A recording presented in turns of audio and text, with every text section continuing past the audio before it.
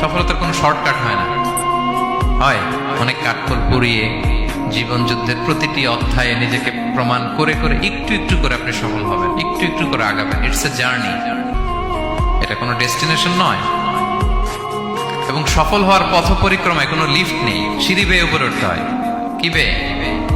কিন্তু আমরা সফল হতে চাই কিভাবে? ডাইরেক্ট 100 তলায় তো আমি সফল, উপরে সবার উপরে আমি, এইভাবে চাই সফলতাটা। সবার উপরে উঠে যাব, গোল্ড মেডেল গলায় পরাই দিবে, আমরা সাকসেসফুল না। সফলতার রাস্তায় কোনো লিফট থাকে না। কি দিয়ে উঠতে হয়? সিঁড়ি বেয়ে ঘাম জড়িয়ে উঠতে হয়। দেখেন, শুধু আলোর মুখ দেখার জন্য মায়ের পেটে আমাদের কত সময় লাগছে বলেন তো?